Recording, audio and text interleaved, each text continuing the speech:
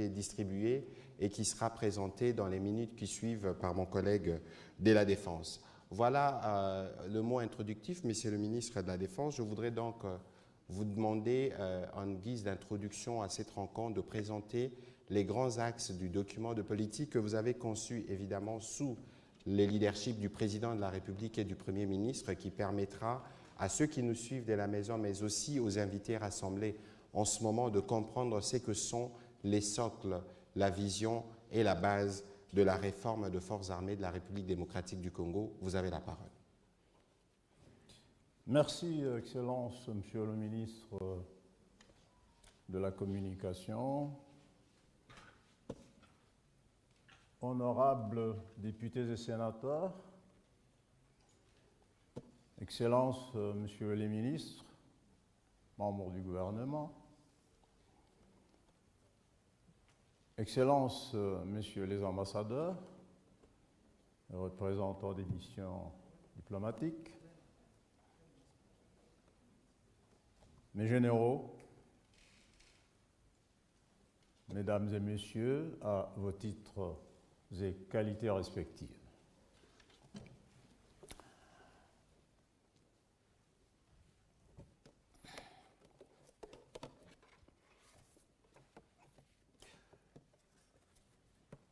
En liminaire, je dois rendre hommage au Président de la République, au Premier ministre, à tout le gouvernement qui a permis que cette séance puisse avoir lieu et qui m'a permis de réfléchir et de soumettre au gouvernement ce document de politique de défense que le gouvernement a adopté en date du 9 septembre passé.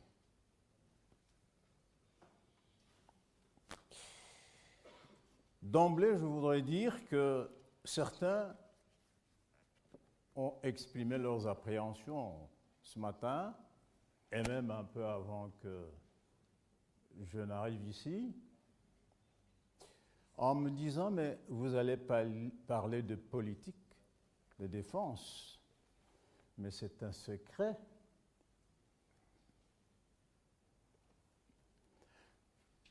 Aux uns et aux autres, je réponds tout de suite que la politique est ce qui est du domaine du public.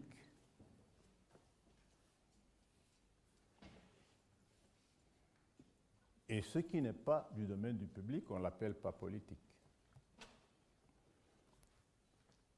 Notamment en matière militaire, on appelle ça stratégie. Et ici, nous n'allons pas parler de stratégie de défense.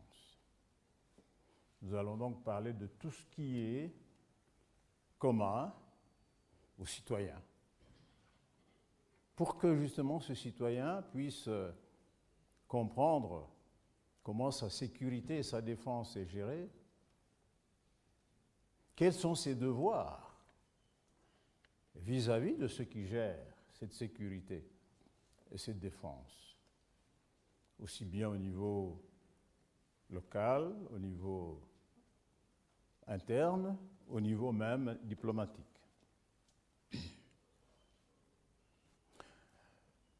La politique de défense de la République, comme je l'ai dit en introduction dans ce document,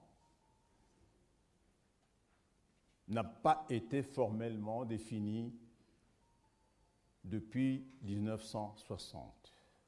Je dis bien formellement. Certes, il y a eu des actions politiques, mais les grands pays comme la France, comme les États-Unis, comme la Russie, comme l'Afrique du Sud, définissent leurs principes politiques qui doivent guider la défense de leur pays. Le Congo ne l'a pas fait depuis 1960. C'est ce qui a poussé votre serviteur devant ce constat à proposer au chef de l'État et au Premier ministre que nous puissions nous doter d'une politique qui va guider pour des années, des dizaines d'années, notre démarche de défense de la patrie. Avant nous, notre pays, qui est pays depuis 1885, après la conférence de Berlin, le propriétaire de l'État indépendant du Congo, qui s'appelait le roi Léopold II, avait mis en place une politique de défense qui a créé une force appelée force publique.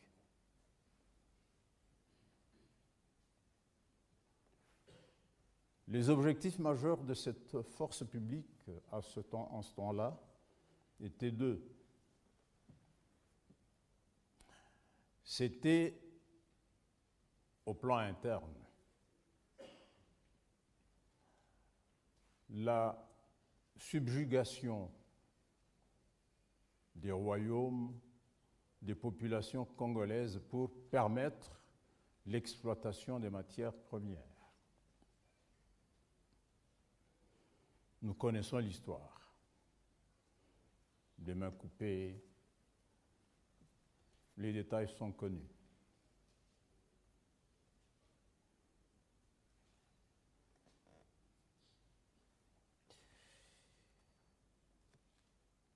Eh bien, le roi Léopold II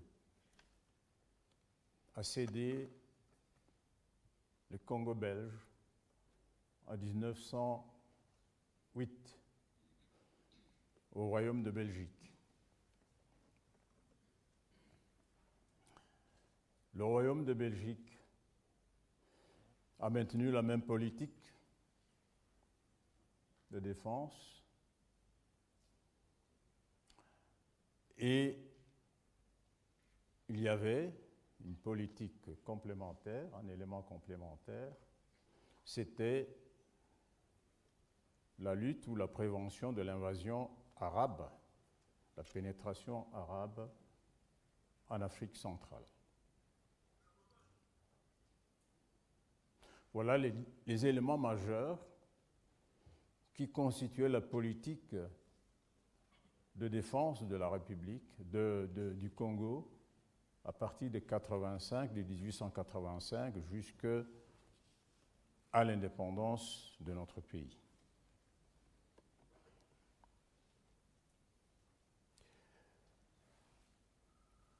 Après la Deuxième Guerre mondiale, il y a eu un troisième élément qui s'est ajouté à cette politique. C'était la prévention de la pénétration du communisme en Afrique centrale et en Afrique australe, donc durant la guerre froide.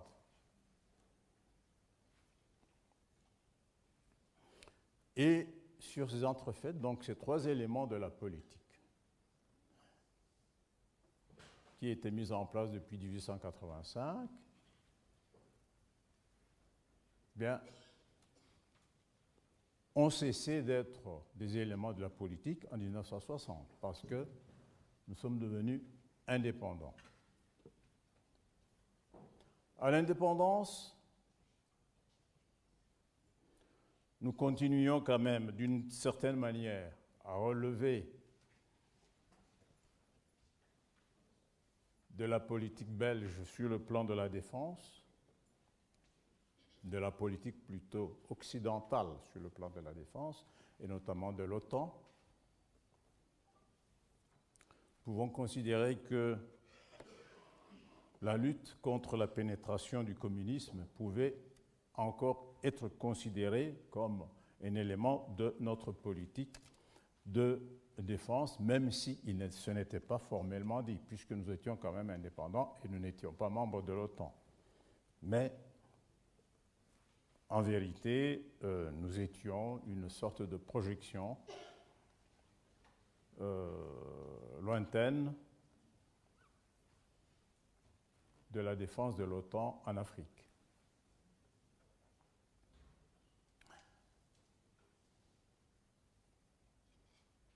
Aussitôt après l'indépendance,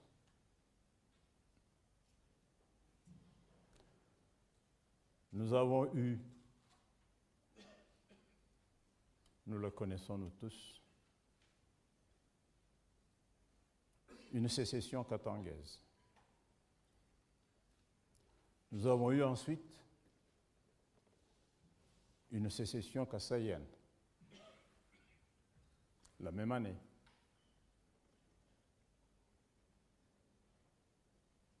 Notre jeune armée, qui ne s'appelait plus Force publique, mais qui s'appelait alors Armée nationale congolaise, commandée par de jeunes officiers supérieurs et généraux qui étaient encore récemment des sergents, cette armée-là n'a pas pu faire face sur le plan organisationnel à ces sécessions et nous avons dû recourir à l'ONU pour pouvoir mettre fin à ces deux sécessions.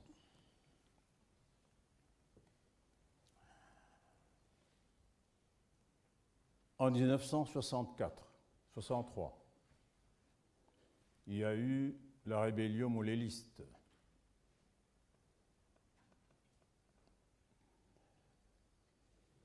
Encore une fois, notre armée n'a pas pu faire grand-chose. Il y a eu quelques batailles gagnées dans certains coins, mais le gros, finalement, a été fait par les mercenaires qui avaient été appelés au secours par feu le Premier ministre Tshombe en 1964. Ils ont mis fin à la rébellion.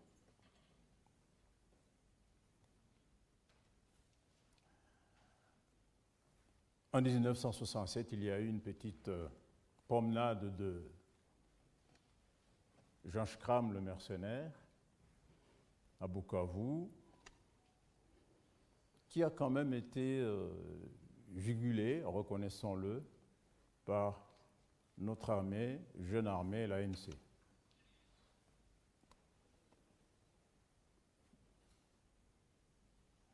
Dix ans se sont passés, de 67 à 77. En 77, nous avions suffisamment évolué en termes de capacité en hommes formés, des officiers formés dans les grandes écoles belges, françaises, américaines, italiennes. Nous avions suffisamment d'équipements. Nous avions par exemple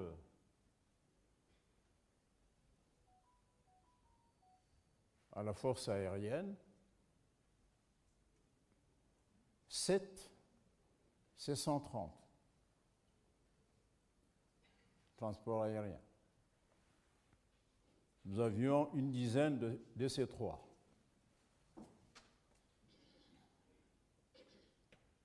Nous avions 17 Mirage M5 supersoniques, avions de chasse. Nous avions une vingtaine de maquis italiens subsoniques. Nous avions un escadron d'hélicoptères qui allait du puma jusqu'à l'alouette en passant par le super frelon, les gazelles, ainsi de suite.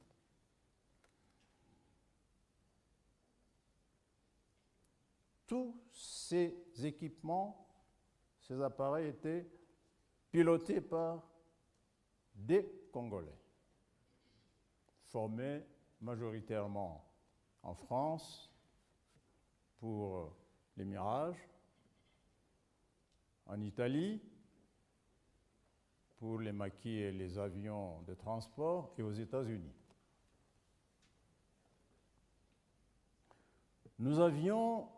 On venait d'avoir une division qu'on appelait la division Camagnola. Division, c'est 12 000 hommes. Une infanterie mécanisée et qui était basée au Katanga, appelé Chaba à ce moment-là, Kolwezi. Nous avions à Kinshasa une DITRAC, qu'on appelait Division des troupes aéroportées renforcées de choc. C'était des paracommandos, une division qui assurait en même temps la sécurité du chef de l'État. Nous avions à Bazangungu un bataillon devenu rapidement brigade blindée.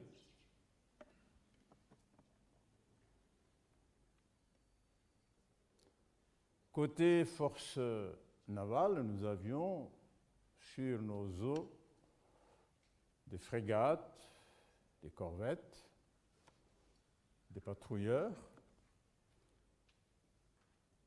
tous, encore une fois, pilotés par des Congolais. C'est sur ces entrefaites qu'éclate la première guerre du Chaba, qui a éclaté exactement le 8 mars 1977.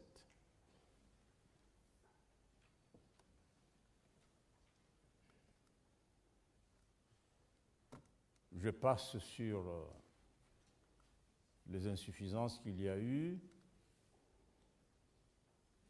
mais je vais quand même dire qu'il y a eu un incident majeur. La mauvaise conduite des opérations par le commandement militaire d'alors, commandé par feu capitaine général Bumba,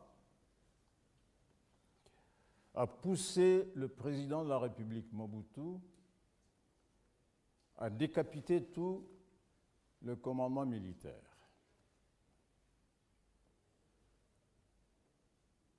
Et à se substituer lui-même commandant des opérations. Certaines images d'histoire le montrent encore avec sa casquette, ses 3 étoiles, Paul, en train de diriger les opérations.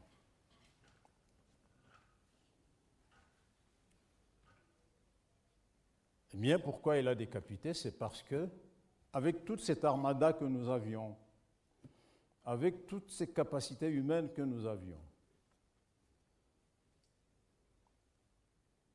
nous nous sommes effondrés, cette capacité s'est effondrée, n'a pas été visible, face à 1000 ex-gendarmes katangais qui ont déferlé de l'Ouganda, plutôt de l'Angola, sur le Katanga, plus précisément sur Kolwezi.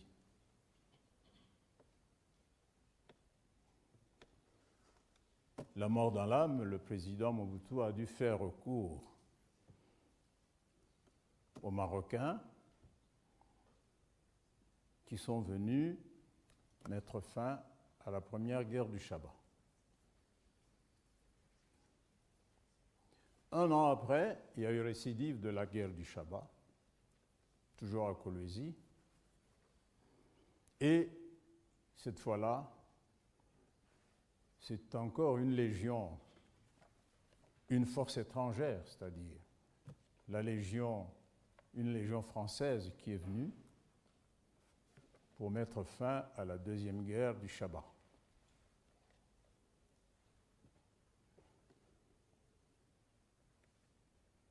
C'est passé une période d'accalmie d'à peu près 22 ans, de 77 à 20 ans, à 96.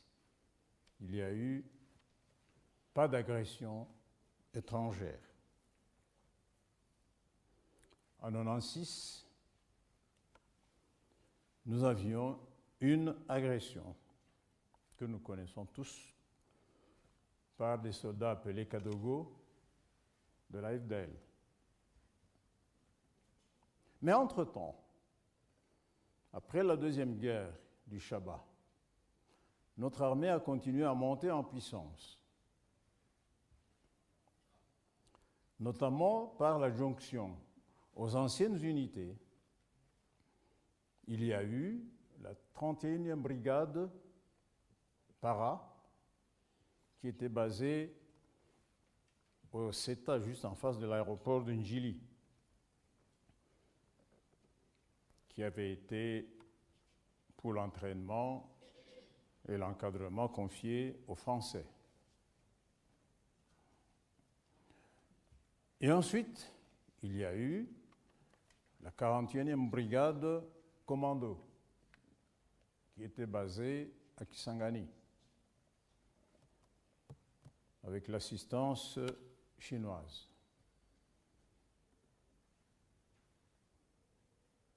Et enfin, il y a eu la 21e brigade infanterie qui a été basée à Lubumbashi avec l'assistance militaire belge.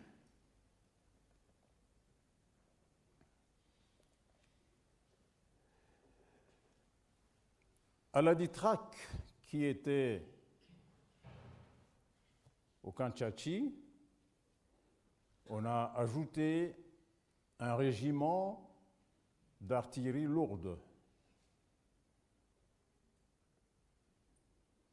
Et enfin, en 1985, notre système de défense s'est enrichi de la garde civile.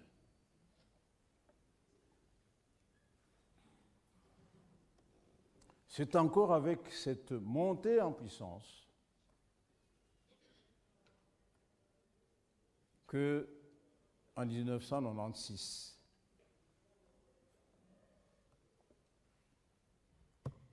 M. Kabila, Laurent, décide, à partir de l'Émirat, de marcher sur la République.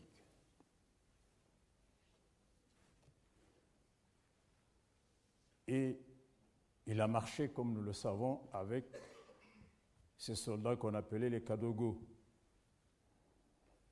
Certains pieds nus, beaucoup avec des godillons en plastique, Kalachnikov,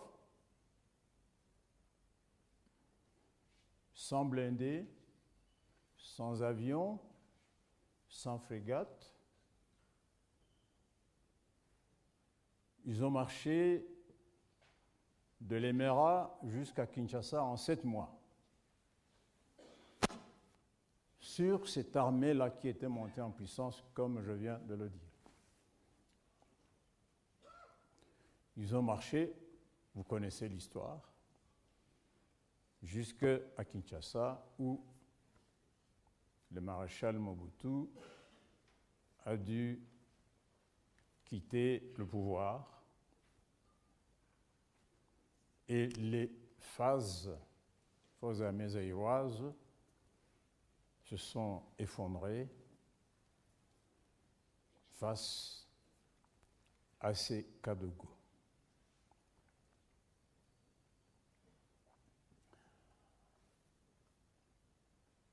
En 1999,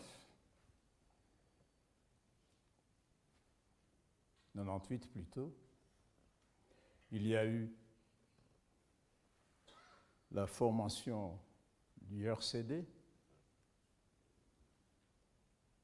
à l'est et ensuite du MLC à l'ouest,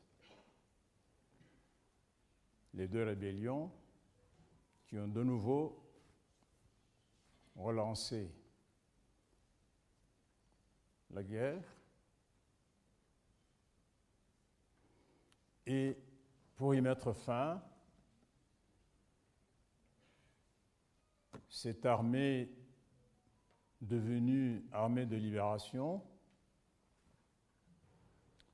n'a pas pu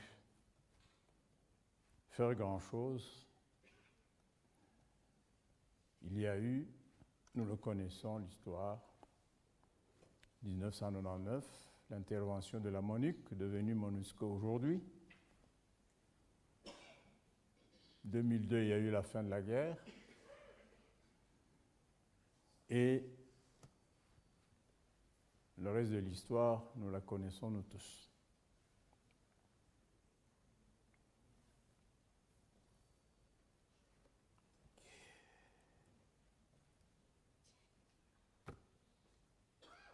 Eh bien, en 2003, les troubles de l'Ituri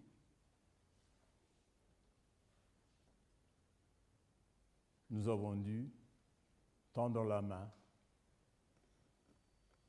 à l'Union européenne et plus précisément à la force française Artémis pour y mettre fin.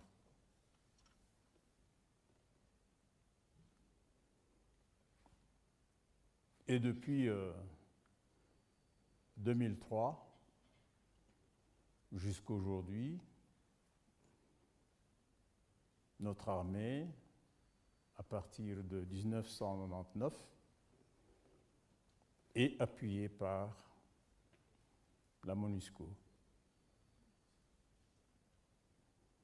Nous venons depuis novembre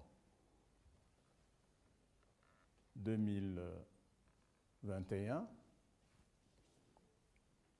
de faire appel à l'UPDF, c'est-à-dire à l'armée ougandaise, pour nous aider à combattre les ADF dans le Nord Kivu et maintenant aussi dans l'Ituri. Si j'ai fait ce petit rappel historique, c'est pour vous montrer que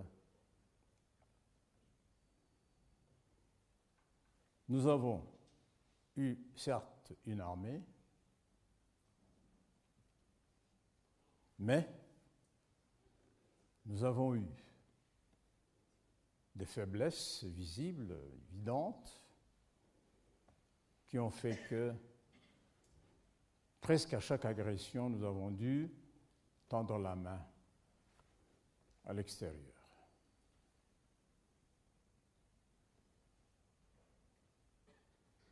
En réfléchissant avec un certain nombre d'officiers, nous nous sommes rendus compte que ce n'est pas une fatalité,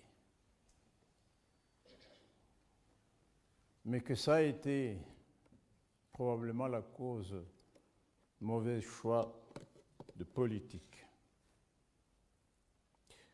La politique que nous avons menée depuis notre indépendance, dominée essentiellement par le pouvoir de Mobutu, c'était une politique de relation de bon voisinage avec les pays voisins.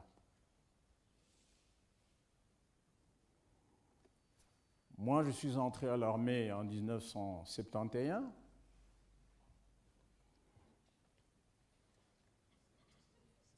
Je n'ai jamais entendu, j'ai été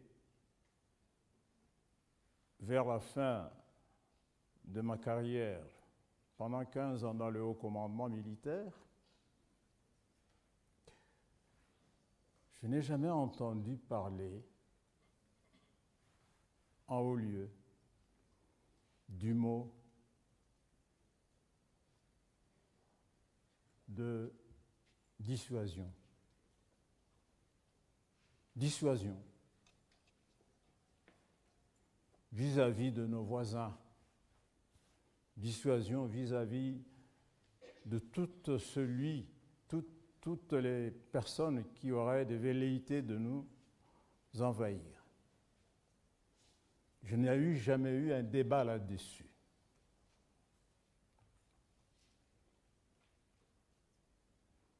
Ce qui fait que les dirigeants congolais, depuis l'indépendance, ont reconnu qu'ils avaient un pays extrêmement riche en potentialité, mais ils n'ont pas eu le réflexe que cette richesse-là devrait provoquer des convoitises et que par conséquent, ces convoitises-là, à un moment donné, vont entraîner des agressions de ceux qu'on appelait généralement les pays frères. Parce que nous nous appelons tous frères. Nous avons 9 pays frères autour de nous. Le Congo s'est toujours comporté comme un pays qui ne doit pas s'inquiéter de ce que ses frères peuvent lui faire. Et donc, le mot dissuasion n'a jamais caressé notre cerveau. Dissuasion externe vis-à-vis de l'extérieur. Et ainsi, notre armée, qui était apparemment bien formée, je parle des années 80-90,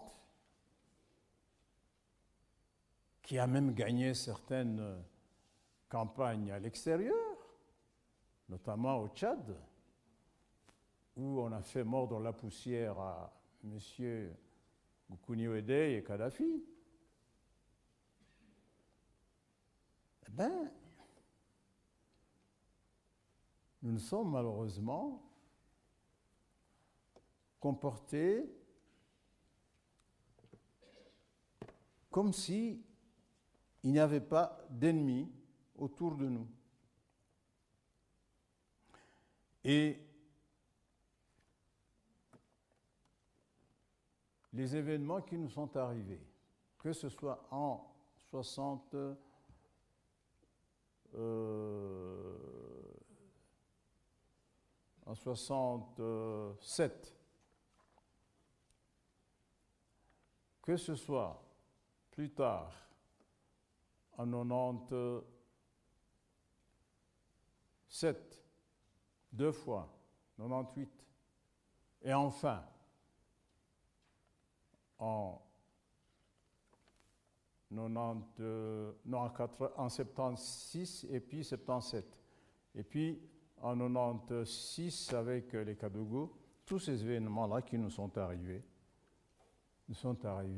comme par surprise. Nous étions presque surpris que ça nous arrive parce qu'on ne comprenait pas que nos voisins puissent nous envahir. Devant ce tableau, devant cette histoire, faut-il continuer?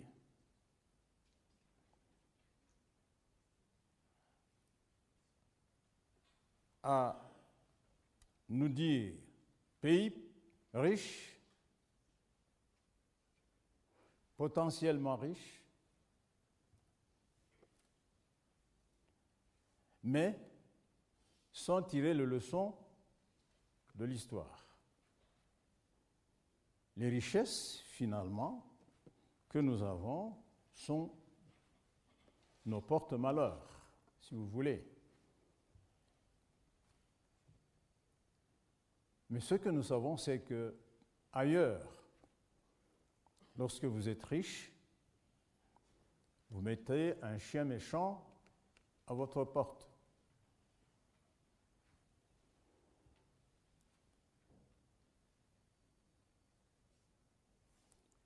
C'est ce qui a fait que nous avons réfléchi.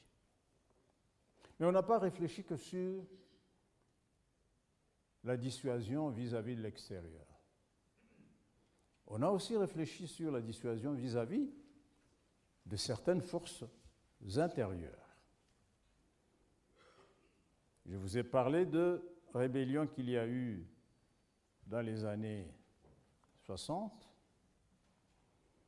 Il y a de soubresauts que nous connaissons, nous tous, régulièrement, dans certains coins de la République. Je n'entre pas dans les détails. Et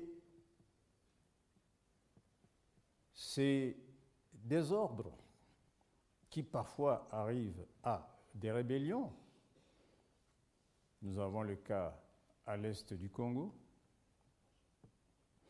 devraient constituer aussi une préoccupation sur le plan de politique de défense en termes de dissuasion interne.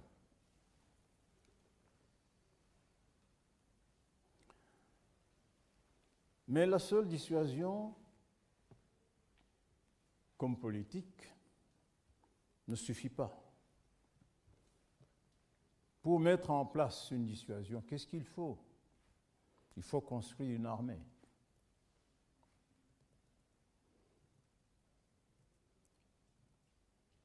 Pour protéger notamment certains sites que nous avons. Nous avons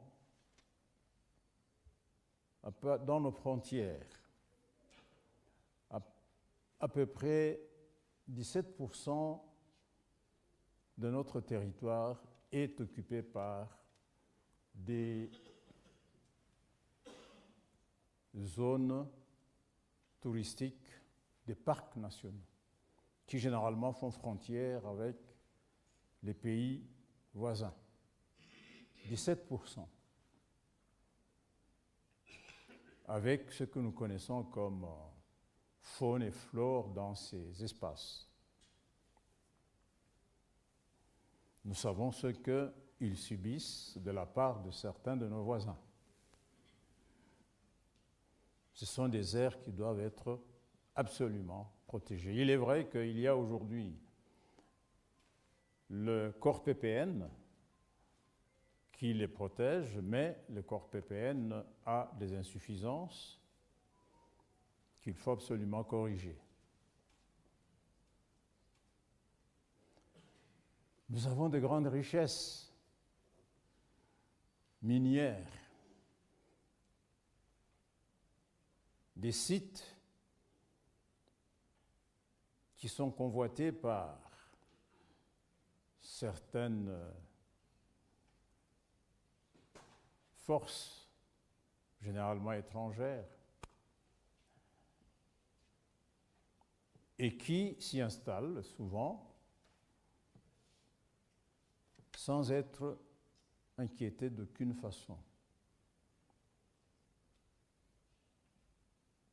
Si nous voulons continuer à être riches, je dis riches, nous devons commencer par sécuriser, défendre ces aires-là.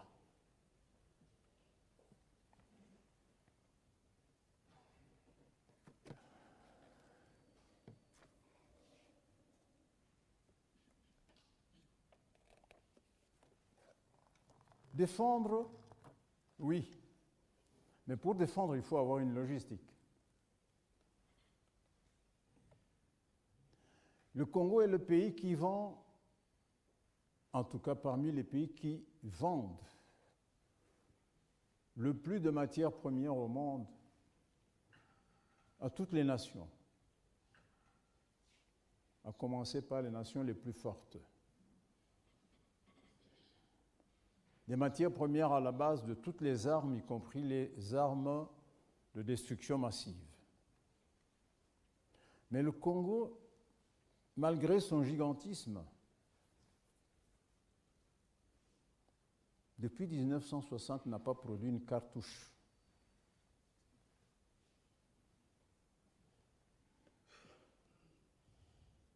Même pour une cartouche, nous avons l'embargo, qui, Dieu merci, grâce notamment à la France, vient de nous être levé. Je remercie au passage l'ambassadeur de France, pays qui a obtenu qu'on puisse lever cet embargo qui ne disait pas son nom. Mais je m'adresse aux officiers congolais et aux politiciens congolais qui sont ici. Est-il normal qu'en 60 ans, nous n'ayons pas développé une capacité pour fabriquer une cartouche? Quand je parle de la cartouche, je parle de tout le reste de la logistique de guerre. Est-il normal? Je dis non. Napoléon, Alexandre le Grand, Shaka Zulu, nos royaumes, nos ancêtres, avant la colonisation, fabriquaient leurs lances, leurs flèches, leurs javelots, leurs boucliers. Mais comment se fait-il que, depuis l'indépendance, nous, les ingénieurs congolais, les scientifiques et autres, n'ont pas pensé qu'il fallait nous protéger en fabriquant, en produisant nos propres armes, nous qui vendons toutes les matières premières pour fabriquer ça. Donc nous devrons, dans cette politique de défense, développer une capacité d'autonomie logistique qui pourra être progressivement développée et pourquoi pas nous rendre une bonne autonomie.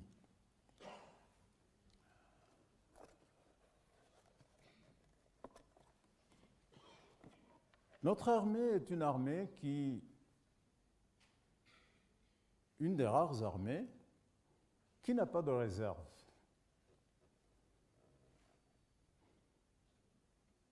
Aussitôt que quelqu'un termine sa carrière militaire dans notre pays, on l'oublie totalement.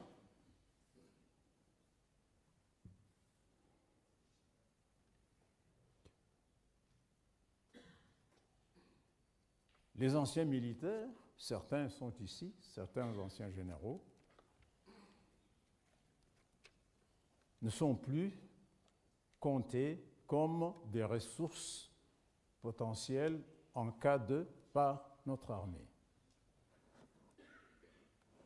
C'est anormal d'avoir une armée d'active sans une armée de réserve. Cette politique de défense a décidé d'instaurer la réserve. Cette politique de défense a décidé, donc, après l'industrie de défense, de créer une réserve. Mais il n'y a pas que ça.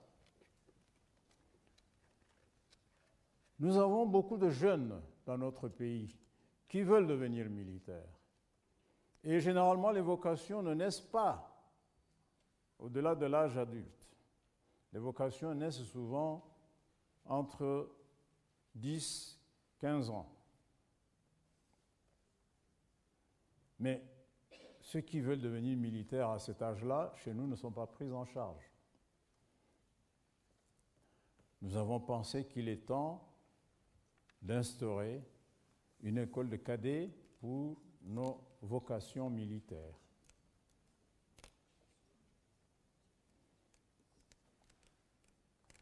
Notre loi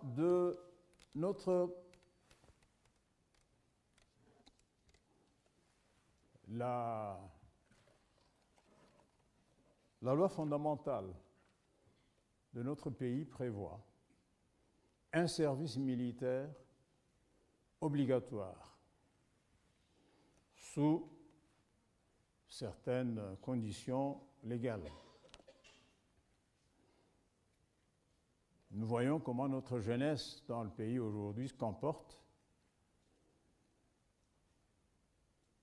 Et les pays, par exemple, la France, qui a expérimenté ça, qui a mis fin il y a quelques années, j'ai entendu un officiel français me dire qu'il regrette d'y avoir mis fin, le service militaire obligatoire. Parce que depuis qu'on y a mis fin, il y a une certaine déstabilisation de la sécurité en France.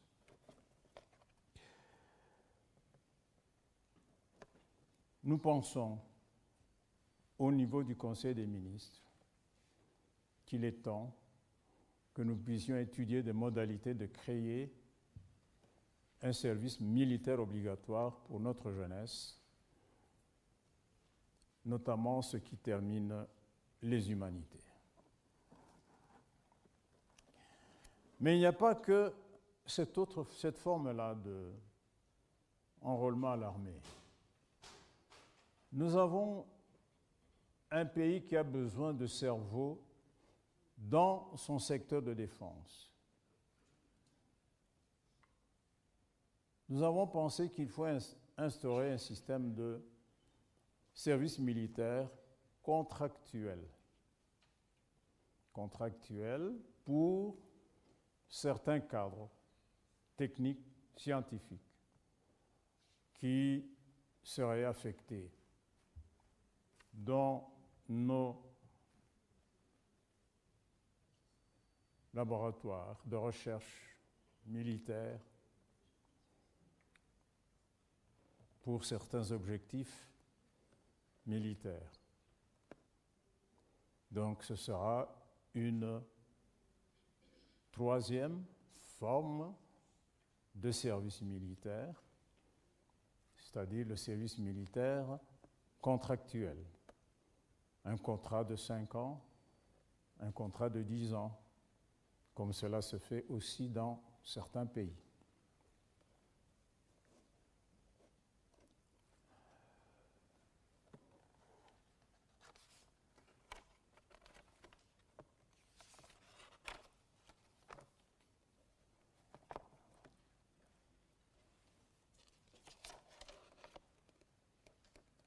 Les menaces, il n'y en a pas que dans l'espace physique. Il y en a aussi, nous les connaissons aujourd'hui, dans le domaine de l'informatique, du numérique.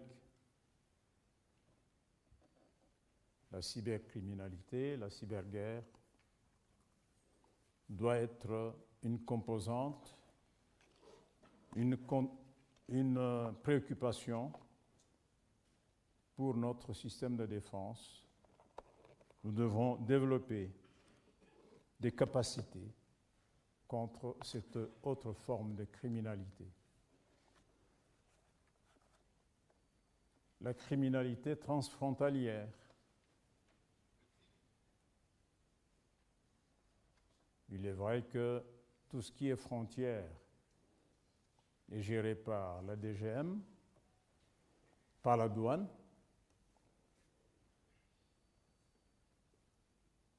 Nous savons qu'à l'est du pays, la guerre est alimentée aussi à travers la douane, aussi à travers les filets, les maillots lâches de notre DGM. Nous devons donc avoir un système de défense militaire et civil suffisamment intégré avec des passerelles suffisamment fonctionnelles pour que ces maillons-là ne soient plus ceux qui sont aujourd'hui.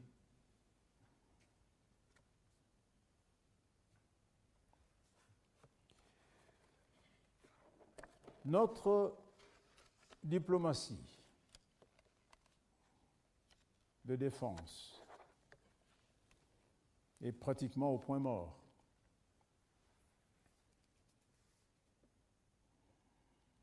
Le Congo ne participe à aucune activité internationale dans le domaine, par exemple, de l'ONU. Ce ne sont pas les capacités qui nous manquent. On n'y a pas pensé. Il est temps d'y penser. Donc, la contribution du Congo, notamment au maintien de la paix. Mais aussi, dans le cadre de la diplomatie de défense, nos pays amis, les États-Unis, la France, la Chine, d'autres, l'Afrique du Sud, nos relations militaires avec ces pays-là souffrent de absence de gestion. Je ne dirais même pas insuffisance, d'absence de gestion. Nous devons redynamiser, reprendre cette gestion de manière à ce que la diplomatie de défense congolaise puisse être effective.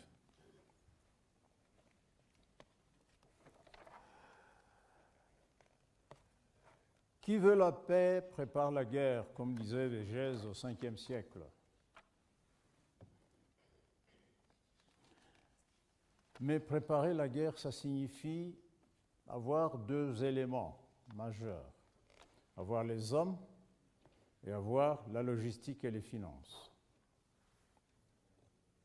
Les hommes, physiquement, nous les avons. Mais sur le plan moral, sur le plan éthique, nous devons reconnaître qu'il y a d'énormes efforts à faire. Notre politique de défense devra veiller à ce que l'éthique, à ce que la discipline militaire ne soit pas que des vains mots, qui soient des mots vécus quotidiennement. Parce que c'est l'homme d'abord, la logistique ensuite. Je me rappelle que dans les années 74, le lieutenant-général Mobutu a préfacé un livre où on a dénoncé, en 74, ça fait déjà presque 50 ans, un livre édité par les services de la presse de l'armée, des forces armées zaïroises, où il a dénoncé déjà beaucoup de mots de mauvaise gestion qui continuent aujourd'hui, qui se sont sûrement multipliés. C'était tellement vrai que en 1975-77, probablement la mort d'Alam, il a dû rappeler certains Belges pour venir gérer nos finances au ministère de la Défense, dans les états-majors, l'état-major général, dans les états-majors des forces. Des Belges ont géré, depuis ces années-là, jusque d'ailleurs à la chute de Mobutu, nos finances. La logistique, carburant, c'était une façon de disqualifier le personnel congolais. Nous devons reconnaître ces insuffisances-là et prendre des mesures pour y mettre fin, car nous avons une masse de cerveaux formés dans les grandes académies, mais, comme disait François Rabelais, science sans conscience. Le cœur ruine de l'âme. Nous devons donc absolument faire en sorte que la moralisation de la gestion de notre armée soit une des priorités majeures de notre politique de défense. Enfin, nous avons, pour mieux encadrer les finances de la République, de l'armée, mise en place pour la première fois aussi depuis l'indépendance, la loi de programmation militaire. C'est un essai, un premier essai que nous avons fait. La loi a été promulguée depuis le mois d'août et en principe, ces premiers résultats, ces premiers fruits vont se manifester cette année-ci, plutôt l'année que nous allons entamer dans une semaine. Cette loi de programmation militaire, combinée à une éthique sans reproche, à une discipline de fer,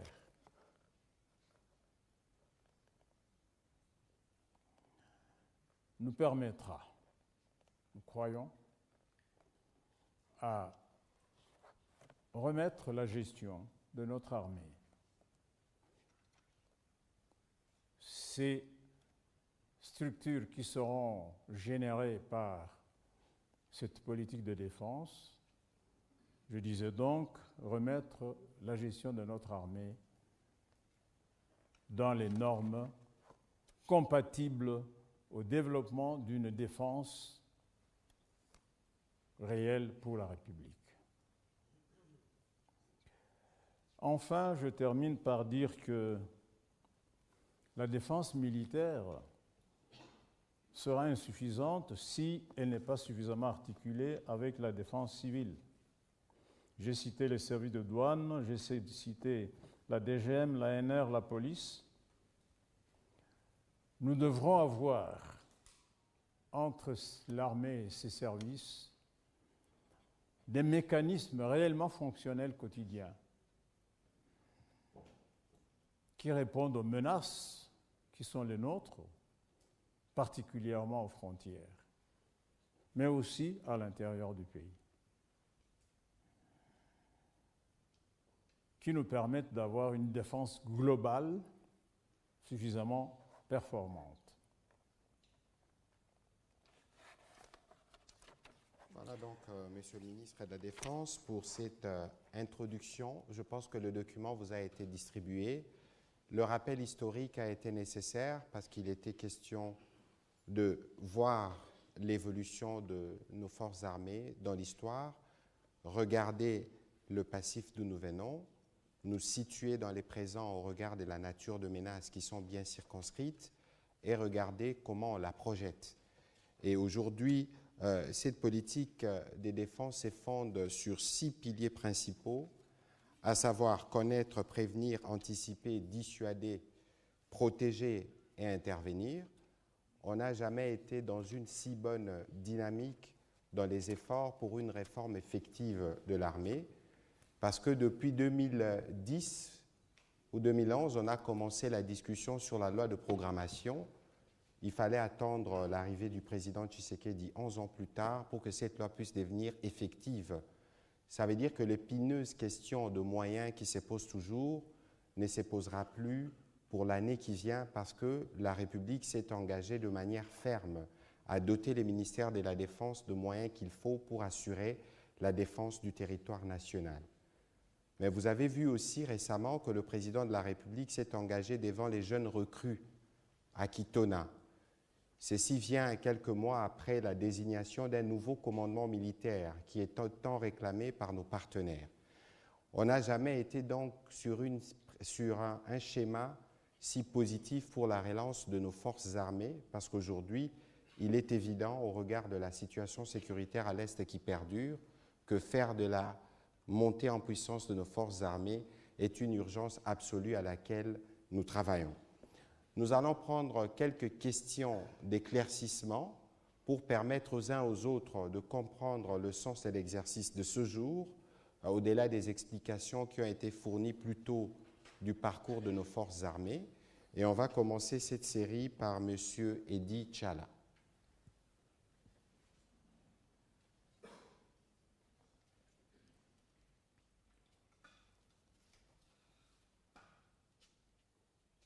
Excellence, Monsieur le Ministre, 62 ans, on a connu une politique de bon voisinage qui n'était pas écrite quelque part. Heureusement que celle-ci est bien écrite, nous l'avons lue.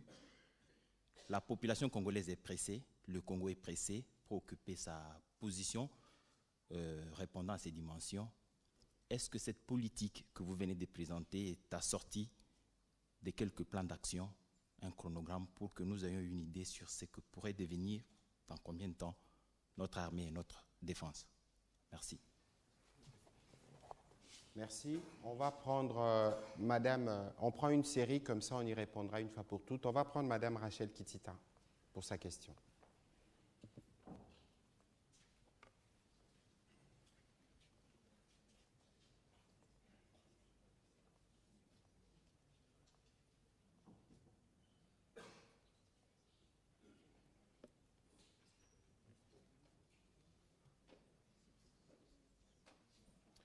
On va demander à Benoît Niemba, Innocent Olenga et à Patrick Lakwe de se préparer pour une question par personne, comme ça, ça nous permet de capitaliser sur le temps. Madame Kitita, vous avez la parole. Merci beaucoup, Monsieur le ministre, pour la parole. Monsieur le ministre de la Défense, une question, c'est pour nous également, tous ceux qui nous suivent, c'est une question qui concerne la défense, alors qu'on dit que des questions de défense sont généralement des questions sensibles. Pourquoi aujourd'hui présenter un document sur la politique de défense? Alors, il faut vulgariser également ce document, pas seulement pour ceux qui sont dans cette salle ou ceux qui suivront à travers la RTNC qui diffuse l'activité en direct, la présentation. Comment vous allez faire pour vulgariser ce document, sachant que la RDC, non seulement le français, langue officielle, dispose de 4 langues nationales. Et quel est le public que vous ciblez en publiant ce document de politique de défense? Prochaine question, Monsieur Lakwe.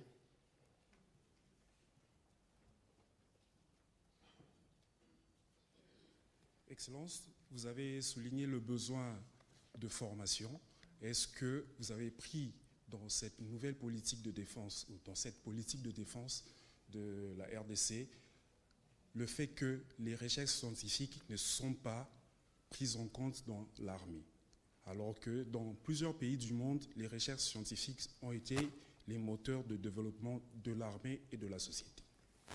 Voilà, merci Monsieur le ministre de la Défense. On va répondre à cette première série avant de prendre les 2 dernières questions pour clôturer.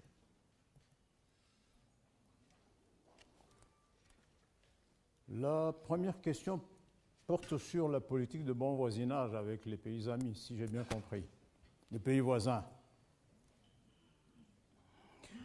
Comment est-ce que cette politique de bon voisinage sera conciliée à cette politique de défense? Bien. La France et ses voisins, l'Amérique et ses voisins, les États-Unis et ses voisins, sont des pays amis. L'Afrique du Sud et ses voisins sont des pays amis. Je vous ai dit que être voisin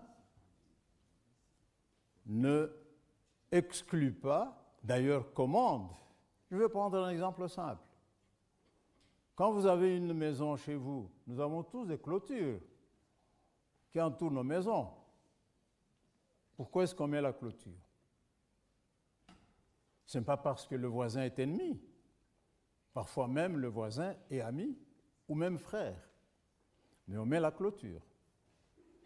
Pourquoi on met un chien méchant? Ce n'est pas pour mordre les passagers inoffensifs. C'est pour mordre les passagers qui tenteraient de violer la parcelle. Donc, la politique de bon voisinage n'exclut pas ce que nous entendons par dissuasion. Et cette dissuasion, je vous l'ai dit, est fondée sur le fait que le Congo est plein de miel, le Congo est plein d'or, le Congo est plein de richesses. Et si ces richesses, ce miel n'est pas protégé d'une certaine façon, même quelqu'un qui n'a pas vraiment envie de nuire au Congo, pourra, malgré lui, être tenté. Oui, absolument. Pourquoi un document sur des questions sensibles généralement? J'ai commencé mon message par dire que la politique, qu'elle soit de défense, qu'elle soit scientifique, qu'elle soit économique, le mot politique est du domaine du public. Ce sont les principes. Les principes sont du domaine du public. Les options fondamentales sont du domaine du public. Ce qui n'est pas du domaine du public, c'est lorsqu'on passe à la phase, à l'étape de mise en œuvre. Ça, ce n'est plus du domaine du public. Mais le peuple congolais doit savoir, parce que le peuple congolais paye les impôts pour l'armée. Il doit comprendre pourquoi il paye des impôts pour l'armée. Il doit savoir que, par exemple, je l'ai dit dans le document, même si je n'ai pas donné de détails là-dessus, que cette armée-là doit participer au secours en cas de catastrophe. C'est un droit pour ce peuple de le savoir que s'il y a une catastrophe, il sera secouru. Donc, la politique de défense que je développe maintenant, que je viens de présenter, n'a rien de secret. Ce n'est pas un secret militaire. Prise en compte de la recherche, c'est une bonne question, parce que l'industrie de défense ne pourra pas se concevoir sans recherche. Recherche industrielle, recherche scientifique. Eh bien, c'est l'occasion, c'est le moment justement qui m'est donné de appeler tous les scientifiques, tous les techniciens congolais qui ont quelque chose en tête qui peut contribuer au développement de la logistique de défense, de venir nous voir pour que nous puissions voir comment, avec eux, nous allons développer les capacités logistiques de la défense. D'accord, avant de prendre la prochaine question, je vais faire un petit commentaire sur ce que vous avez dit, Madame Rachel. Il faut savoir que l'un des objectifs que nous poursuivons dans le cadre de la publication de ces documents, c'est aussi pour attirer l'attention des Congolais. Parce qu'il sera question d'assurer la montée en puissance de notre armée, on va demander aux parents d'envoyer leurs enfants. Ils doivent être au courant de comment l'encadrement de leurs enfants va se faire, premièrement. Deuxièmement, est-ce que lorsque vous rencontrez un militaire à 23 heures, dans quel état vous vous sentez? Vous sentez-vous en sécurité ou vous vous sentez en insécurité? L'objectif, c'est aussi d'améliorer qualitativement les rapports entre les hommes en uniforme et les populations. Et très souvent, d'ailleurs, le président de la République est revenu plusieurs fois avec ça. Vous regardez par exemple en Ituri, les génies civils de l'armée ont abattu un travail extraordinaire pour ouvrir les routes. Et donc aujourd'hui, l'objectif, c'est aussi de voir dans quelle mesure on améliore ces rapports. Évidemment, au niveau du ministère de la Communication, nous appuierons le ministère de la Défense pour que les principes fondamentaux coulés dans ces documents puissent être compris, de sorte que lorsqu'on vous demande, on dit par exemple, vous devez constituer une armée des réservistes, un contrat de 5 ans dans l'armée, que vous soyez confortable à venir parce que vous savez comment les choses vont fonctionner.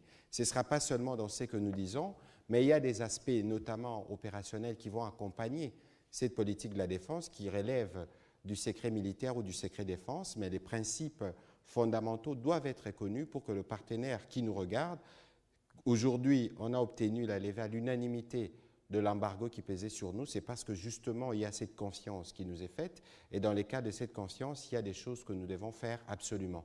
On va prendre les dernières questions. Il y en aura une en Swahili pour vous, Monsieur le ministre, et une en Lingala.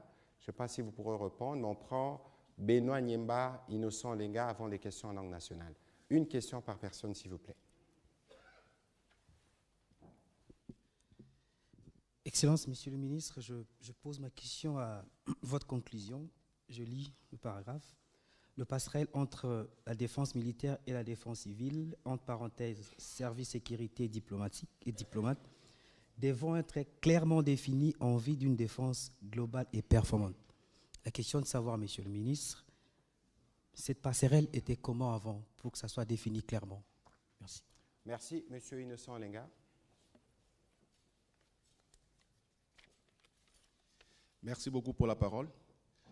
Monsieur le ministre de la Défense, faudra-t-il combien d'hommes, au moins combien d'hommes, pour que notre armée soit très efficace et fasse, excusez-moi la tautologie, contre toutes les agressions? Deuxième question, très rapidement, à quand la réhabilitation du centre de Kotakoli, qui a formé des commandos dans ce pays? Merci. Prochaine question, elle sera en Swahili. Monsieur le ministre de la Défense. Asante sana. Ninaulizo moja tu juu ya kitabu yenye tumeona leo. Kitabu hiki inaleta mahatua vingapi juu ya mjengo la vikosi ya Kongo? Pardon? Kitabu hiki imeleta mahatua ngapi juu ya mjengo ya vikosi ya Kongo? Inaleta majibu ngapi juu ya maendeleo ndani ya vikosi ya Kongo? Vous pouvez reformuler la question, s'il vous plaît. Kitabu yenye tunayo leo. Il pose la question en Swahili, monsieur le ministre. Voilà. Kitabu hiki ina majibu ngapi juu ya kuweza kuleta mjengo ndani ya vikosi ya Kongo? Ndio. Voilà. Et la dernière question en Lingala. Monsieur Serge Seka, la dernière question.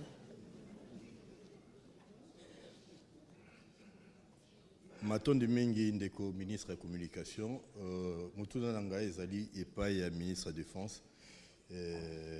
Excellence, po na nini lelo gouvernement ya république ekani kobimisa politique ya défense ya kobatela ekolo ndenge toyoki depuis 60 ti lelo etikalaka kosalama te kasi sur terrain toko espérer résultat nini pe na ba moyen nini po Congo ezonga na esika nango ebanda kobangisa pe ceux qui besoin zali po na kosukisa motuna ya moke nayoki ndenge olobi mais nayoki pena malamu te na o etali anticipation na o etali renseignement parce que lelo ndenge mokili otambola na vitesse mo bozo senga que tous un service ya renseignement oyo koyeba oyo binemi to bandeko ya pembeni bakoki kokanisa na ndenge ke tomeka kozala makasi ya kolongola ba menace oyo koki kovandela biso.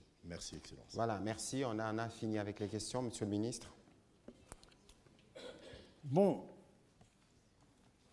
la question sur les passerelles entre l'armée, donc la défense militaire et les services de sécurité civile, comment étaient-elles donc, comment sont-elles aujourd'hui? Si justement nous avons parlé de passerelles dans le document, nous parlons de passerelles fonctionnelles, c'est parce que ces passerelles n'existent pas. Je vois devant moi le commissaire général de la police. Je ne sais pas si le responsable de l'ANR est là, mais je vous dis que j'ai été 15 ans membre du haut commandement militaire. Je n'ai jamais vu une relation suivie sur le plan quotidien administratif entre l'armée et la police, qui pourtant tous sont appelés à garantir la sécurité. Certes, en province, il existe ce qu'on appelle les conseils de sécurité provincial.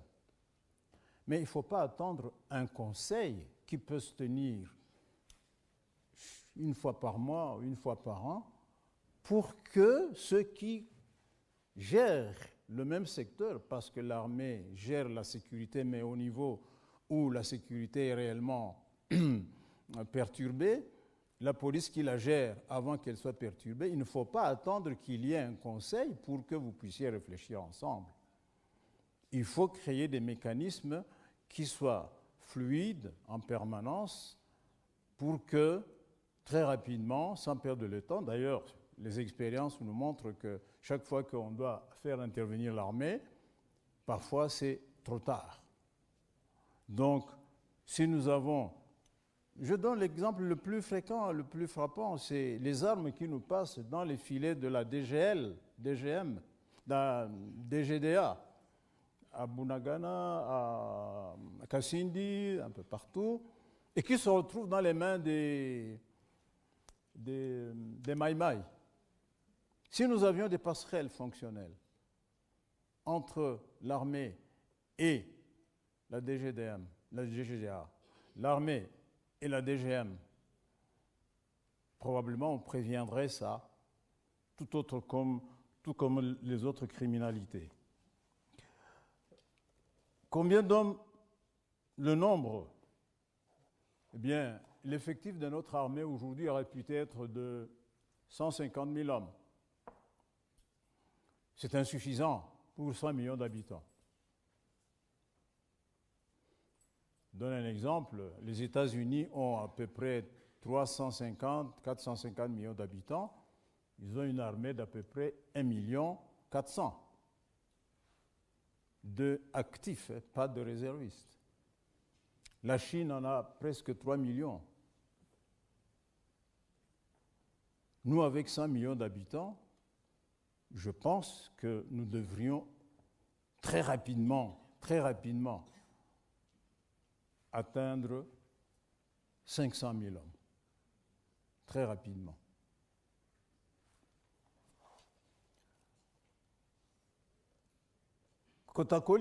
Kotakoli est en pleine réhabilitation et même presque fonctionnelle, pour votre information.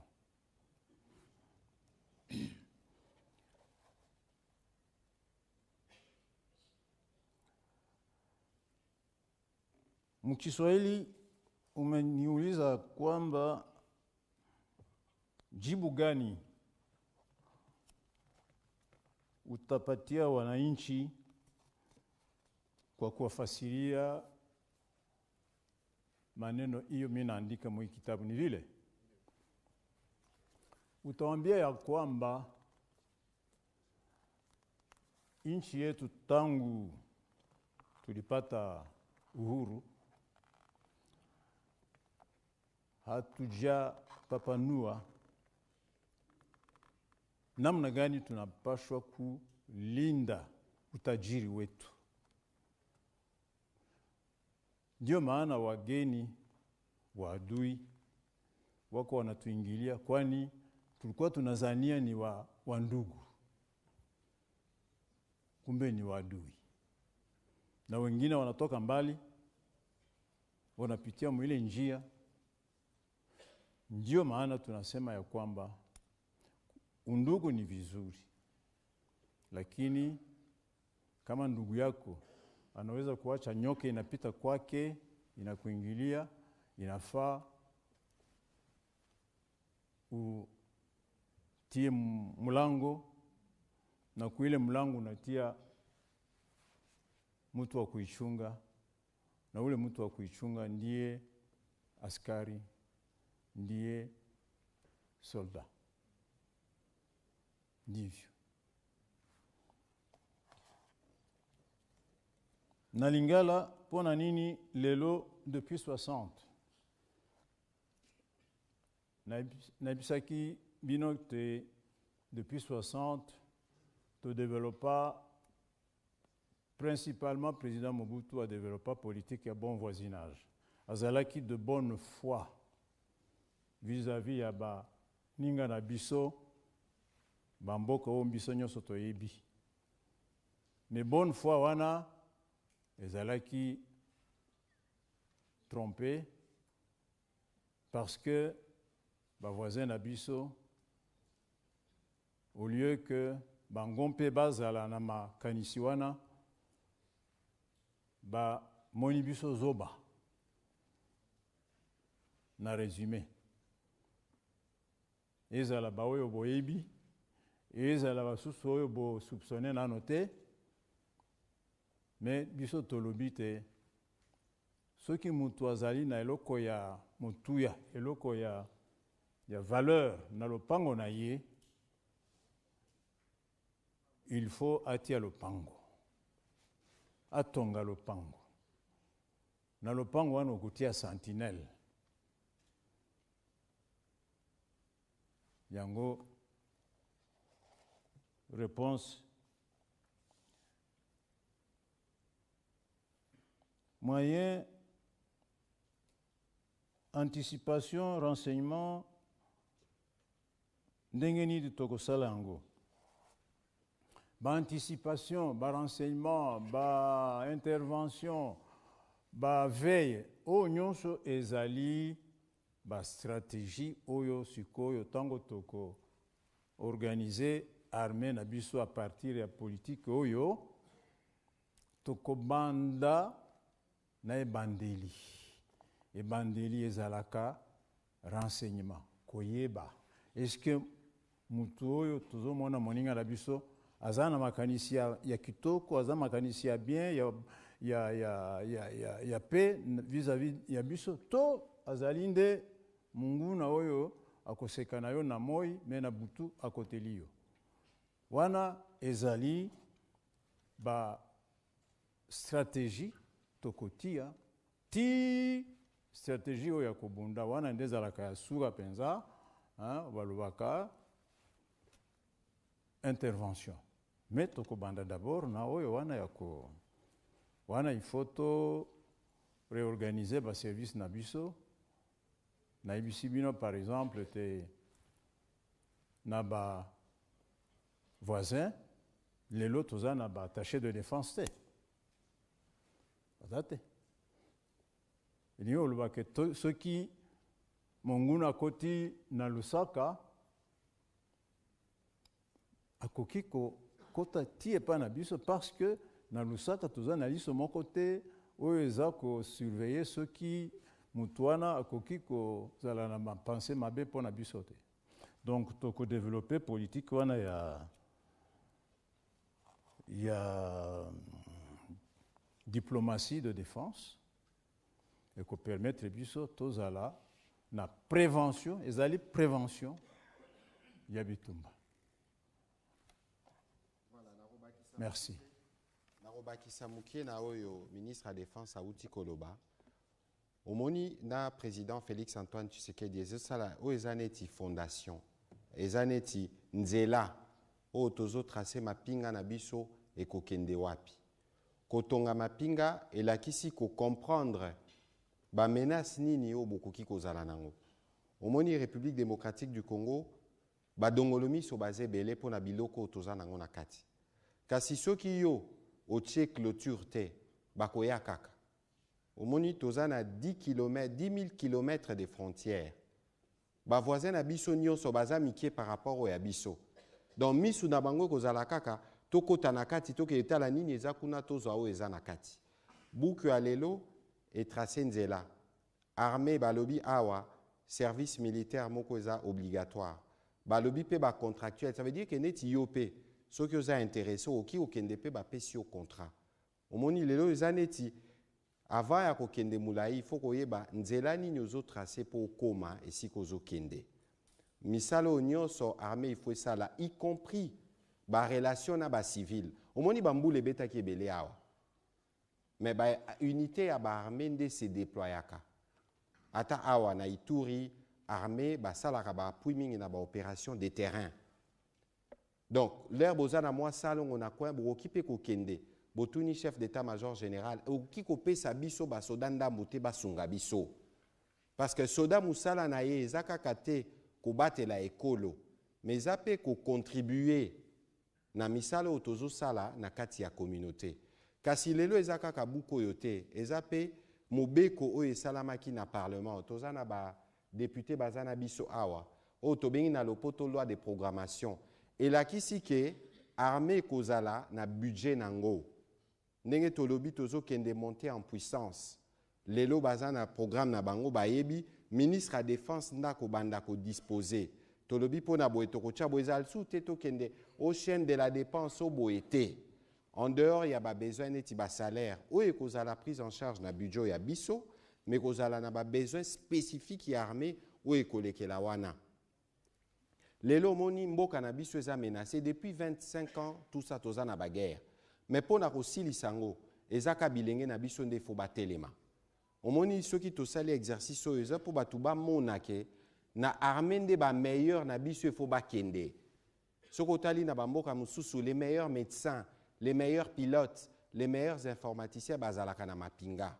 Donc message au tozo tinda lelo eza penetiko bengi saba oyo nyonso ba monike bazana makoki baya ko renforcer mapinga ba koko so ezalaka o tokozala ndenge nini e ko sala mapo mokonza mboka aliaki na basi ya basoda jour à Noël ayebisi bango o etali mibali na bino eza problème na ngai bino bokipe bana bobatela nyonso. Ça veut dire qu'aujourd'hui le gouvernement de la République avec le président il y a un engagement clair. Les questions militaires, les questions sécuritaires sont prioritaires. Le militaire, partout où il se trouve, doivent se sentir soutenus parce que s'il reste des compatriotes au Congo, c'est eux, c'est ce qu'a dit le président de la République. C'est dans ces directions qu'il faut comprendre la publication de ces documents, mais aussi la loi des programmations. Je vois que Madame la représentante du secrétaire général est ici. Vous avez suivi ce qui s'est passé aux Nations Unies. Vous avez été aussi parmi ceux qui y ont contribué. Nous saluons cet acte. Aujourd'hui, nous pouvons nous équiper. Depuis 20 ans, ça veut dire que quand vous allez acheter, chez l'acheteur, l'acheteur doit dire là-bas, voilà, ils ont acheté ça, ça, ça, ça, ça. Mais ça peut tomber, vous parliez des renseignements tout à l'heure. Aujourd'hui, nous retrouvons nos moyens de souveraineté pour construire notre défense et c'est cela la démarche du président de la République et nous allons y arriver. Monsieur le ministre, nous avons terminé l'exercice de ce jour. L'occasion de saluer la présence dans la salle. Je vois l'ancien chef d'état-major général Etumba, je vois le général Baramoto du Sénat, je vois des députés, je vois des diplomates, je vois les hauts gradés de l'armée, les chefs d'état-major général, mais aussi les commissaires divisionnaires de la police. Ça veut dire que l'événement d'aujourd'hui est un événement qui marque un tournant. Faut-il que je vous donne encore un mot de la fin ou vous avez déjà tout dit? Oui. Vous avez tout dit avant que je dise le dernier. Un remerciement, tout simplement, de cet aéropage qui est venu être témoin du lancement de cette volonté politique du président Tshisekedi, du Premier ministre Sama Lukonde, du gouvernement de la République, qui voudrait que notre défense soit effectivement à la hauteur de ce qu'est la République démocratique du Congo. La République démocratique du Congo est une puissance naturelle. Elle doit maintenant être une puissance effective sur le plan social, sur le plan diplomatique. Il n'y a pas de puissance sans armée. Je vous remercie. Voilà. Merci.